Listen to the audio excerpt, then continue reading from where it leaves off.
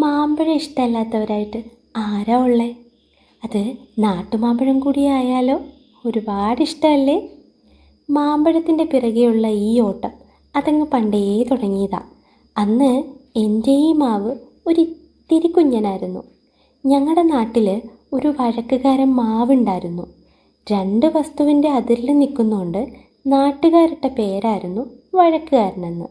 ഞങ്ങൾക്ക് പിന്നെ അതൊന്നും ഒരു വിഷയമേ അല്ല. ഈ വേനൽ മഴയൊക്കെ തുടങ്ങുന്നതിന് തൊട്ട് മുന്നേ ആയിട്ട് ഈ ഇലകളെയൊക്കെ പറത്തിക്കൊണ്ട് ഒരു കാറ്റ് വീശാറില്ലേ? ആ സമയമാകുമ്പോഴേക്കും ഞാനും എൻ്റെ അനിയനും കൂടി മാങ്ങകൾ പറക്കാൻ ഒരു ഓട്ടമുണ്ട്.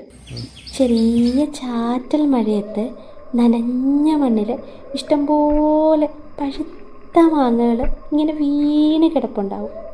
അതൊക്കെ പറക്കി തിന്നുന്നൊരു കാലം എന്ത് രസമായിരുന്നു അല്ലേ? കാലങ്ങൾ കുറേ പോയി. എൻ്റെ മാവും പൂക്കാനും കായ്ക്കാനും ഒക്കെ തുടങ്ങി. പക്ഷെ അപ്പോഴേക്കും ഞാൻ അവിടുന്ന് വേറൊരു നാട്ടിലോട്ട് കെട്ടിയിട്ടുണ്ടായിരുന്നു. ഇനിയിപ്പോൾ എവിടെയാണെന്ന് പറഞ്ഞാലും ഈ മാങ്ങകളൊക്കെ പഴുക്കുമ്പോൾ നമുക്കിതിൻ്റെ പിറകെ ഒന്നോടി പറക്കി നടന്ന് തിന്നാതിരിക്കാൻ പറ്റുമോ?